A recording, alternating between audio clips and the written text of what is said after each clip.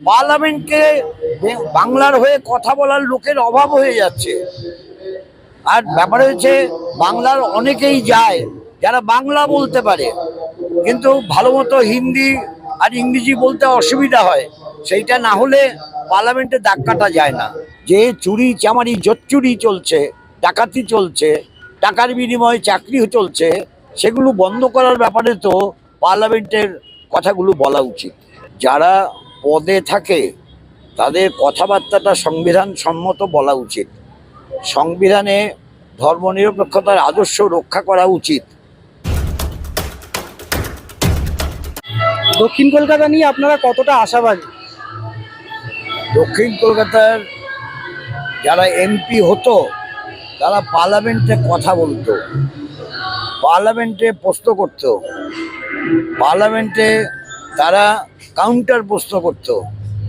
কিন্তু দক্ষিণ কলকাতায় এখন যারা এমপি হয়ে যাচ্ছেন তারা সেখানে অ্যাটেন্ড করেন, বসে থাকেন।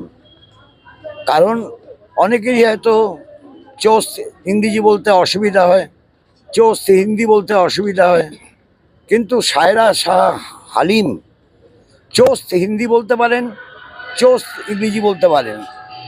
ইংরেজি অ্যাকসেন্টটা এখন ইন্ডিয়ানাইজ করছেন, আগে একটু ব্রিটিশ মডেল ছিল কারণ ওখানে পড়াশোনা করেছে। কাজেই আমরা তেমন একজন প্রার্থীকে দক্ষিণ কলকাতা থেকে পাঠাতে চাই, তিনি গরিবের কথা বলবেন, মানুষের কথা বলবেন, মানুষের দুর্দশার কথা বলবেন, এবং সত্যিকারের কলকাতার প্রতিনিধি হিসাবেতে একটা মানুষ বুঝবে কলকাতার প্রতিনিধি, তাকে নজর দিতে হবে। কলকাতার প্রতিনিধি হিসেবে এখন কেউ পাচ্ছে না দক্ষিণ কলকাতায়, এটা একটা অসুবিধা হচ্ছে। যায় সব বসে থাকে, অ্যাটেন্ড করে, কিন্তু ঝপাঝপ প্রশ্ন করা, জিরো আওয়ারে প্রশ্ন করা, এসবগুলো হয় না, সেটা হওয়া দরকার। তার জন্যই আমরা চাই সায়রা শাহ হালিম কলকাতাকে রিপ্রেজেন্ট করুক। একদিকে যেমন মালা রায় রয়েছেন, অন্যদিকে বিজেপি দেবশ্রীও এখানে নিয়ে চলে এসেছেন এই লোকসভা কেন্দ্রে। লড়াইটা কি কতটা সহজ হবে? আমি তো বলছি যে এই দুজনের নাম বললেন, এই দুজন পার্লামেন্টে কবার কথা বলেছে হিসেবটা জোগাড় করে নেবেন। আমরা জয়লাভ করতে চাইছি কথা বলার জন্য। পার্লামেন্টে বাংলার হয়ে কথা বলার লোকের অভাব হয়ে যাচ্ছে। আর ব্যাপার হচ্ছে বাংলার অনেকেই যায় যারা বাংলা বলতে পারে, কিন্তু ভালো মতো হিন্দি আর ইংরেজি বলতে অসুবিধা হয়। সেইটা না হলে পার্লামেন্টে দাগ কাটা যায় না। এবারে আপনারা এই রাজ্যে কতগুলো আসনকে লক্ষ্য করে মোটামুটি এগোচ্ছেন, আশাবাদী কতটা? সেটা এখনই বলা সম্ভব না। 1.5 মাস ধরে ভোট হচ্ছে, সেখানে বিভিন্ন সময় বিভিন্ন রকম পরিবর্তন হয়। গতকাল সন্দেশখালীতে, আজকে হিঙ্গলগঞ্জে একজন বিজেপি নেতার বাড়িতে আবার কিছু অস্ত্র পাওয়া যায়। এগুলো তো যারা রাজনীতি করে তার মধ্যে মানে আবার সন্ত্রাসের সঙ্গে যুক্ত হয়ে যায়, তার জন্য হয় এগুলো। আহত হয়েছে। পার্লামেন্টে বামেদের শক্তি যতটা কমেছে, দেখা গেছে যে দেশ জুড়ে সাম্প্রদায়িকতার উত্থান ঘটেছে। সেই জন্যই পার্লামেন্টে আমরা বামপন্থীদের, কংগ্রেসের আসন বাড়াতে চাই। পার্লামেন্টে যদি বামপন্থী এবং কংগ্রেসের আসন বেশি হয়, তাহলে একমাত্র সত্যিকারের ভারতীয় জনগণের স্বার্থ রক্ষা করার জন্য কথা বলতে পারবে, এবং গরিব মানুষের কথাগুলো বারবার পার্লামেন্টে উত্থাপিত হবে।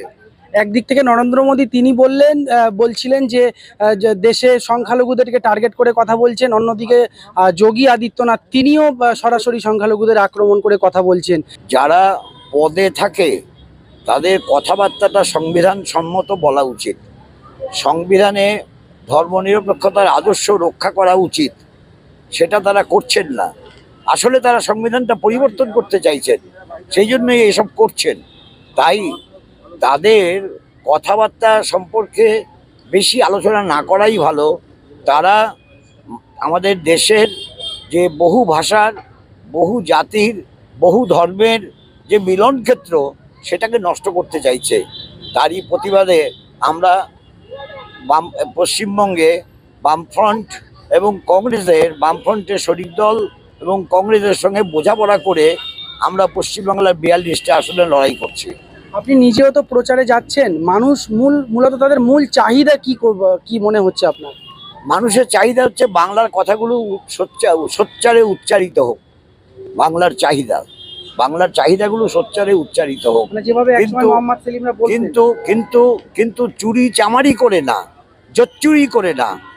যে চুরি চামারি জোচ্চুরি চলছে, ডাকাতি চলছে, টাকার বিনিময়ে চাকরি চলছে, সেগুলো বন্ধ করার ব্যাপারে তো পার্লামেন্টের কথাগুলো বলা উচিত।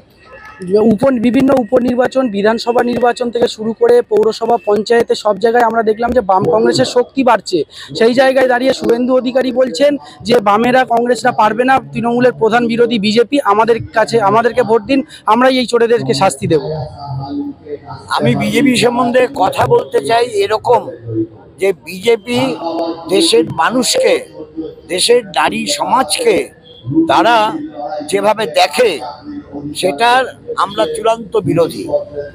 তারা মনুবাদী দর্শনে চলে, মনুবাদী দর্শনে চলার জন্য তারা জাতিবাদী রাজনীতি করে, আর জাতিবাদী রাজনীতি করার সঙ্গেই তারা নারীদের অসম্মান করে।